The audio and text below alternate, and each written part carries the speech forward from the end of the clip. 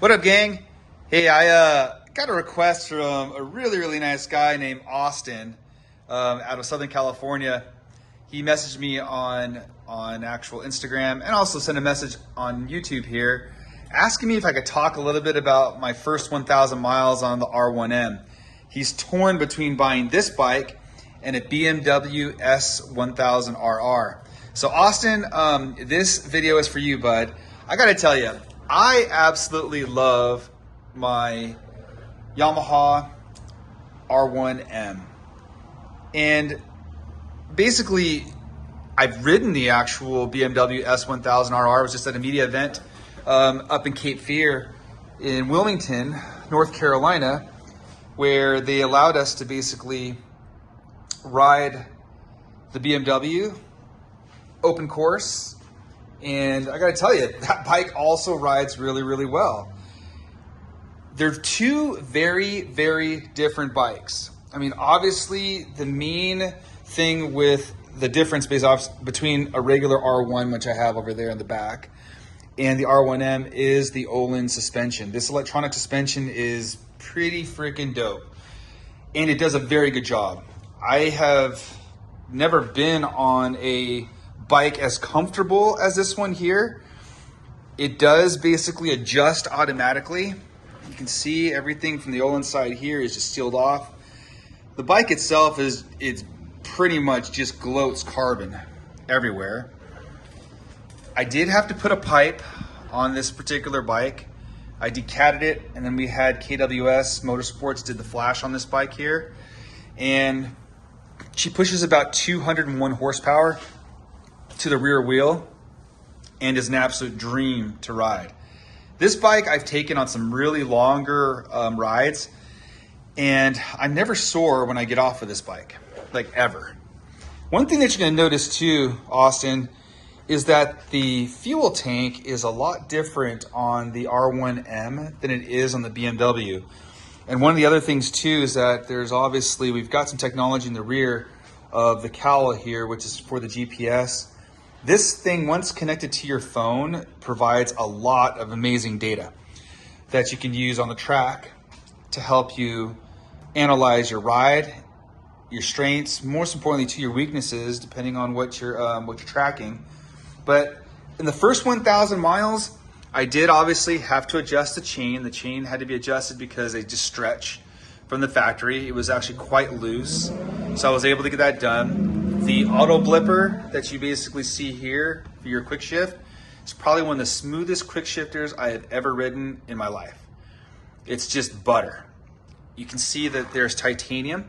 All the headers are titanium in here. I don't know if I can get a good enough shot from back here, but all of that is titanium there. It's all blue when you get in the sunlight. Like I said, people give the Yamahas a lot of heat for the actual brakes. And I don't know if you can see this down here. All right, that is the brand they use, but I've never ever had a problem coming to a really hard stop on these bad boys. The brakes work really well. I also love the rear suspension as well.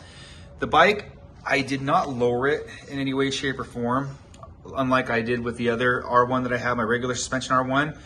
This one is just plush.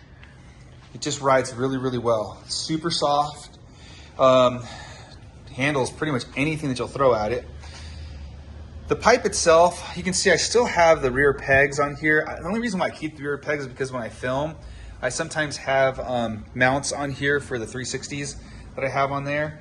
And I just use them mostly because it's like an easy mount.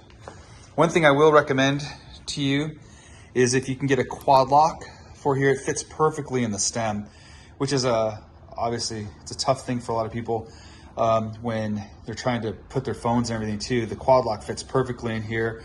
Unlike if you're gonna buy a ZX-10, the Kawasaki, you can't do anything because of the steering dampener. So we don't have anything in the way on the R1M, even though this bike is super stable at very high speed.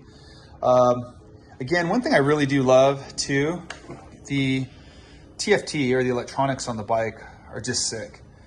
So, you know, for all intents and purposes, it just looks good. I usually keep it a night thing. I'll do a cold start for you too, just so you can see this, so that you can hear the bike as well. But Austin, I really love the way this bike sounds, especially with my alpha pipe on there from Yoshimura. So here you go.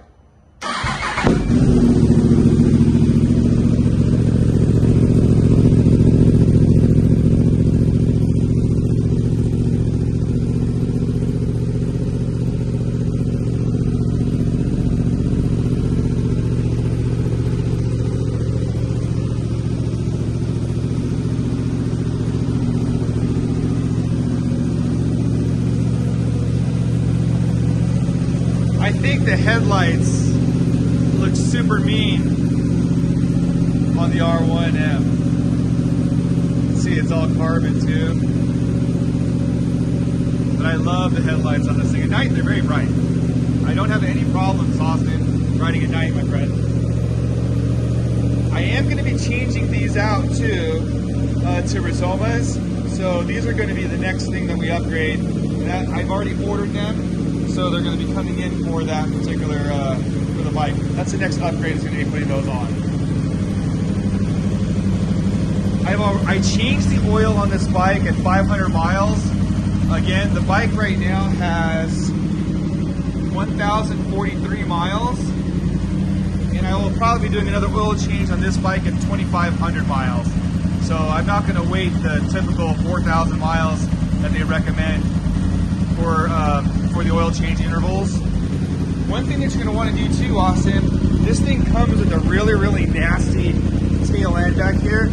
I ended up putting a new Rage tail tidy on here, and it works fantastic. But the undercarriage here is really, really clean. And for the most part, like I said, even the headlight, the tail light here works fantastic. Now the modes for this thing here too, you can see I'm in B mode right now. I don't know if you guys can pick that up right quick. This thing might be, the gimbal might be a little hard to see here, but you can change it. So that's A mode. This is the insane mode. It's extremely, extremely powerful. I typically ride on the street in B mode. There is a C mode and a D mode, but the B mode and the A mode are remapped completely. So I've got those mapped and those things there, so the bike basically operates really, really well in A and B. So, and you can hear the difference almost too by switching to B mode. It's all there, but let's see what we can get here. A little bit of a... The phone never picks up because the microphone douses it, but you can hear the noise. Very, very loud. Extremely powerful pipe.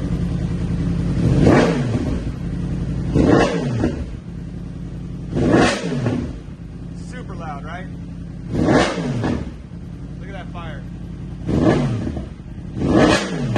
Yes. Yes. Yes. But Austin, I love my bike. I love my R1M. I do have an S1000RR on order too, but at the same time, my friend, I will probably always be somewhat partial to the R1s because that's what I grew up riding, and I absolutely love this bike. So if you're on the fence, I don't think you can go wrong with either of them, my friend, but I do like this bike. It's super special, and whenever I'm out on it, you know, tons of compliments from people, and they just like the way it looks, more importantly, the way that it sounds going down the road. It's just a really, really nice ride. And again, Austin, I honestly don't think you can go wrong, bud. So enjoy yourself. If there's anything else I can do for you, my friend, please DM me again. But I hope that this video was a little bit helpful for you. I'm gonna turn on the light here so you guys can kind of see the actual side stuff too, so you can see basically kind of all the carbon. There's just carbon like everywhere, Austin. So you won't be disappointed. I ceramic coated this bike too. That's why it's a little more shiny than most R1s or R1Ms, but it's ceramic coated 100%, including the rims. And it just looks super liquid whenever it's in the sunlight. So bud, hopefully this will help your decision a little bit more, but I love the bike and have zero complaints about it. It's everything that I ever thought it would. Is it expensive? Hell yeah, but you don't look at these bikes unless you got money anyway. So, and if you guys are having trouble with money, go visit my website, botjok.com. and we'll help you print money all day long like I do, 24/7, 365. BOTJOK.com if you guys want to start buying bikes like this cash. And you guys know I've got all kinds of bikes and more on the way. So, Austin, love you, buddy. Have a great day. If you need anything else, man, feel free to message me. But you guys have a great evening and a wonderful weekend. CK out.